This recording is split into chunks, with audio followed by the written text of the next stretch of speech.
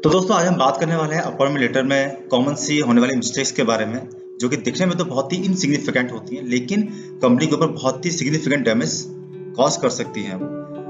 तो देखते हैं आगे, लेकिन उससे पहले मेरी रिक्वेस्ट है आपसे कि प्लीज आप मेरे चैनल को लाइक और सब्सक्राइब जरूर करें। चलते हैं आगे। What you're given, that's how we live it. Don't be mad at the system, it's simply how we've existed. तो दोस्तों इस वीडियो को आगे शुरू करने से पहले एक छोटा सा कन्वर्सेशन मैं आपको दिखाना चाहता हूँ। आप प्लीज ध्यान से देखें उस कन्वर्सेशन को।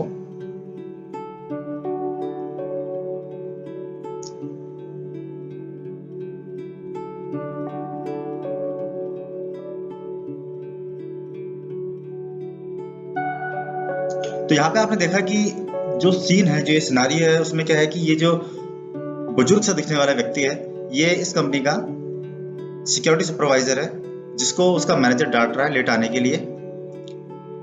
और जब लेट आने के लिए वो डांट रहा है तो जो एम्प्लॉय है वो कह रहा है कि मैं काफी ओल्ड हूँ, इस केस में लेट हो जा रहा हूँ। और एम्प्लॉयर जो है वो ये कह रहा है कि मैं तुमको इसलिए टॉलरेट कर रहा हूँ सिर्फ क्योंकि आज से 25 साल पहले जब आपने ज्वाइन किया था तो मेरा जो एचआर मैनेजर था आपके अपॉइंटमेंट लेटर में रिटायरमेंट एज का क्लॉज डालना भूल गया था। तो दोस्तों ये बात बिल्कुल सही है।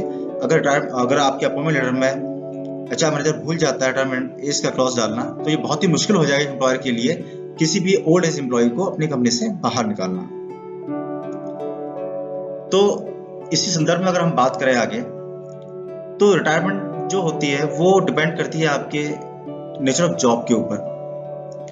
अगर एक कॉमन सी अंडरस्टैंडिंग होती है कि कोई सिक्योरिटी गार्ड है तो वो 35 साल से लेकर 40 साल तक की एज तक ही वो एक अपनी फुल कैपेसिटी में काम कर सकता है, राइट। और ऐसे कोई और भी जॉब होती हैं जो कि जिनमें फिजिकल लेबर इन्वॉल्व होता है या फिजिकली ज़्यादा अलर्ट रहना पड़ता है, तो उसमें रिटायरमेंट एज काफ़ी कम होती है, राइट। तो ऐसे में क्या है कि जब भी आप एक अपॉइंटमेंट लेटर बनाते हैं तो आपको ध्यान रखना होगा कि जो रिटायरमेंट एज है वो आप जॉब के नेचर के अकॉर्डिंग सेट करें, राइट। आगे देखते हैं।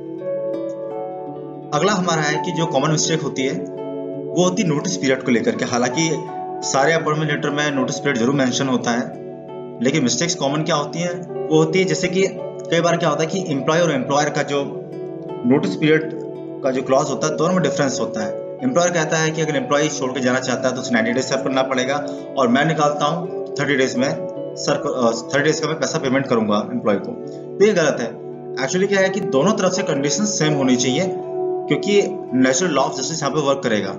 कोई भी कंडीशन एक तरफा या एक पार्टी के बेनिफिट के लिए नहीं हो सकती है। इसी के संदर्भ में ये जो आपका नोटिस पीरियड है वो आपके स्टैंडिंग ऑर्डर जो होता है आपकी कंपनी का उससे अलाइन होना चाहिए। और अगर आपकी कंपनी में स्टैंडिंग ऑर्डर नहीं है तो जो मॉडल स्टैंडिंग ऑर्डर है आपकी पर्टिकुलर स्टेट का, उसके अकॉर्डिंग उससे अलाइन आपका नोटिस पीरियड होना चाहिए। और किसी केस में अगर नोटिस पीरियड स्टैंडिंग ऑर्डर आपके किसी एम्प्लॉय पे लागू नहीं होता है तो उस केस में आपको एक रीजनेबल नोटिस पीरियड रखना पड़ेगा एम्प्लॉय के लिए। ऐसा नहीं है कि आप किसी एम्प्लॉय को बोल दें जी आपको 1 साल का नोटिस सर्व करना पड़ेगा या 6 महीने नोटिस सर्व करना पड़ेगा अगर आप कंपनी छोड़ के जाते हैं। तो यहाँ पे ये चीज इलॉजिकल हो जाएगी और इलीगल भी हो जाएगी, क्योंकि अगर आप 1 साल नोटिस सर्व करने के लिए किसी एम्प्लॉय को बोलते हैं तो इसका मतलब you are treating that employ as a bonded labour, और बॉन्डेड लेबर सिस्टम इंडिया में बहुत पहले अबॉलिश हो चुका है, राइट। इसके अलावा आपको अपने अपॉइंटमेंट लेटर में नोटिस बाय आउट का ऑप्शन भी रखना पड़ेगा। नोटिस बाय आउट के ऑप्शन में क्या होता है कि कोई भी एम्प्लॉय अगर छोड़ के जाना चाहता है विदाउट नोटिस सर्व करे तो उसको पैसा पे करना पड़ता है कंपनी को। सिमिलरली अगर कंपनी निकालती है विदाउट नोटिस पीरियड सर्व करवाए एम्प्लॉय से तो एम्प्लॉयर को भी पैसा पे करना पड़ता है एम्प्लॉय को, राइट। और ये जो पैसा है ये एक रीजनेबल सम होता है, जितने दिन आपने सर्व नहीं किया है उतना पैसा आपको पे करना पड़ेगा दोनों तरफ से।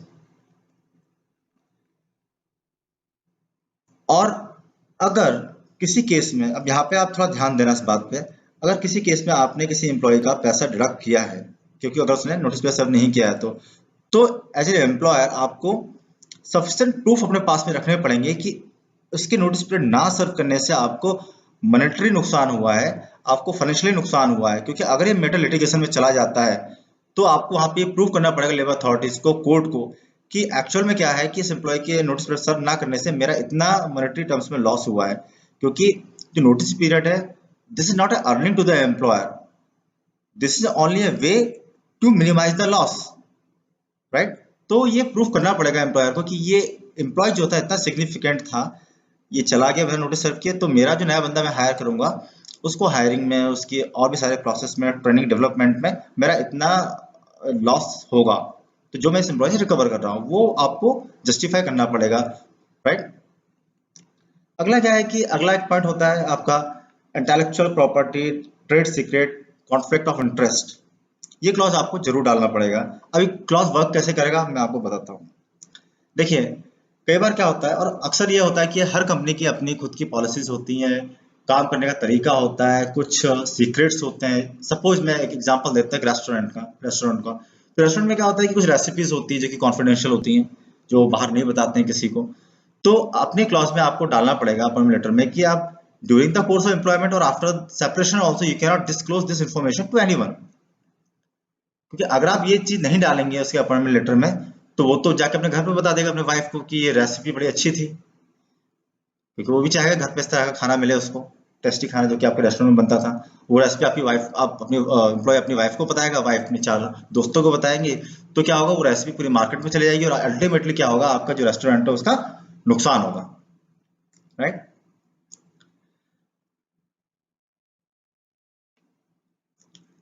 देखिए इस चीज से बचने के लिए बहुत सारी जो कंट्रीज हैं उनके यहाँ एक पॉलिसी भी है, बहुत सारी कंपनी में भी पॉलिसी होती है कि वो गार्डनिंग लीव प्रोवाइड करती हैं एम्प्लॉयज को। गार्डनिंग लीव का मतलब क्या होता है कि अगर आप नोटिस पीरियड में चल रहे हैं तो आपको सीधा घर बैठा दिया जाता है। अगर आप एक सीनियर पोजीशन पे है, आपके पास में ट्रेड सीक्रेट्स हैं, या आपके पास में पासवर्ड्स, डेटाबेस और भी बहुत सारी चीजें होती हैं, वो अगर आपके पास में है तो आपको उस पर्टिकुलर पीरियड के लिए घर पे बैठा दिया जाता है, उसका पैसा पे कंपनी करती है आपको।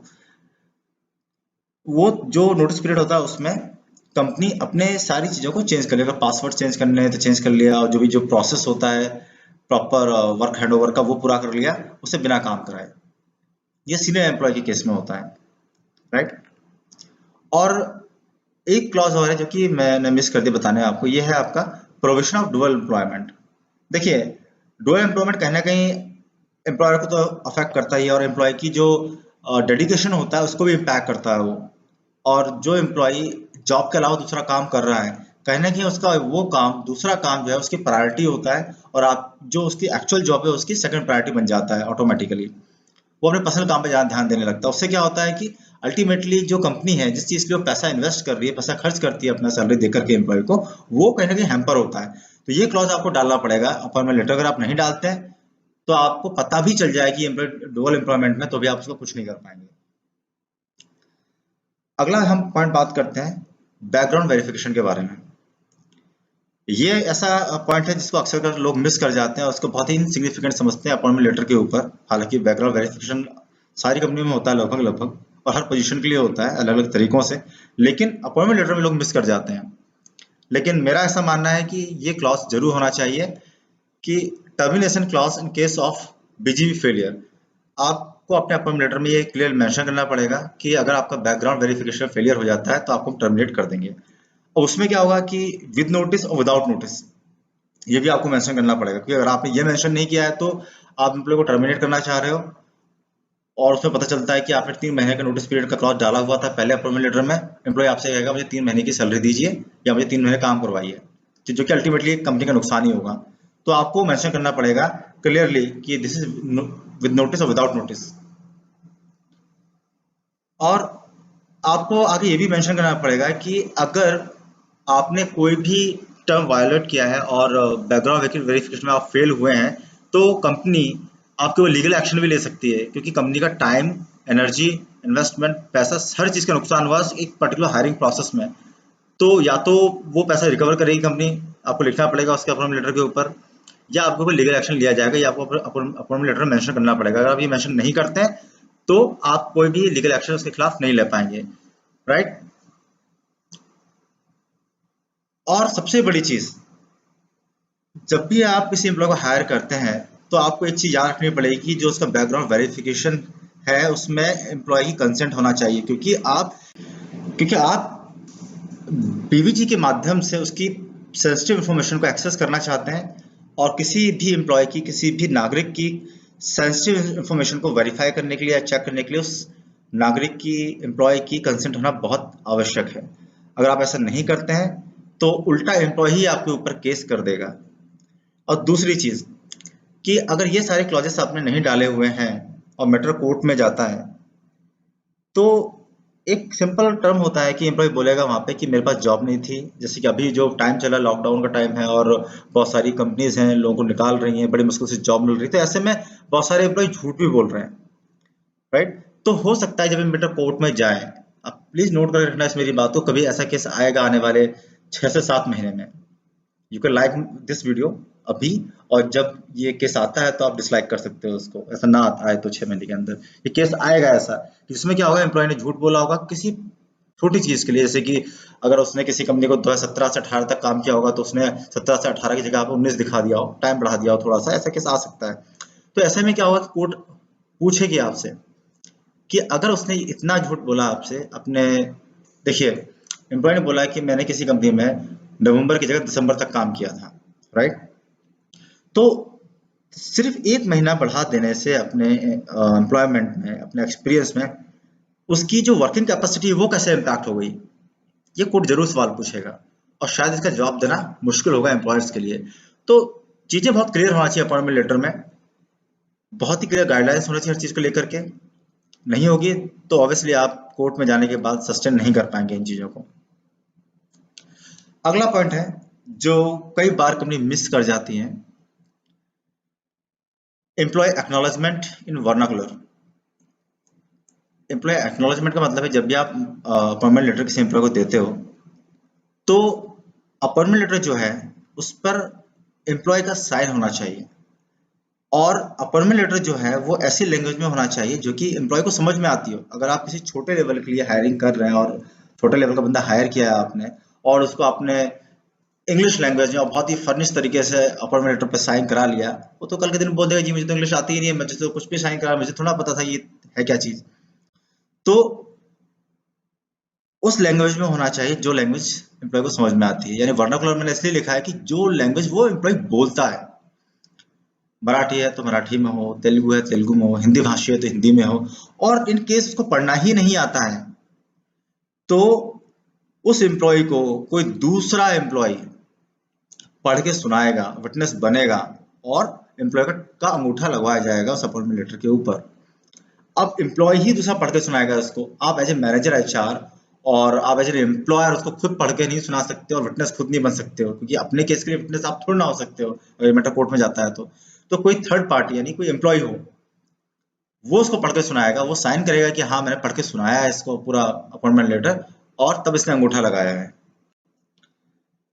और अपॉइंटमेंट लेटर का हर एक पेज उस एम्प्लॉय के द्वारा साइन किया जाना चाहिए। अगर किसी पेज पे एम्प्लॉय का साइन मिस हो गया है तो इसका मतलब यह है कि उस पेज पे लिखी हुई सारी कंडीशन नल एंड वॉइड हो चुकी हैं। तो ऐसा कोई भी एम्प्लॉयर नहीं चाहेगा। और अंत में सबसे बड़ा जो पॉइंट है वो ये है कि अपॉइंटमेंट लेटर की एक कॉपी एम्प्लॉय को जरूर दी जाए, क्योंकि अगर आपने कॉपी नहीं दी है और कल के दिन मैटर किसी भी तरीके से कोर्ट में जाता है, तो आप जानते हैं कि अपॉइंटमेंट लेटर ना देना एक लीगल ऑफेंस है बहुत सारे लेबर लॉज में। तो आपको इन सारी बातों का ध्यान रखना है अपॉइंटमेंट लेटर बनाते वक्त। मुझे लगता है कि आपको मेरा ये वीडियो जरूर पसंद आया होगा। अगर आपको मेरा वीडियो पसंद आया तो प्लीज मेरे चैनल को लाइक और सब्सक्राइब जरूर करना। Thank you very much, thanks for watching.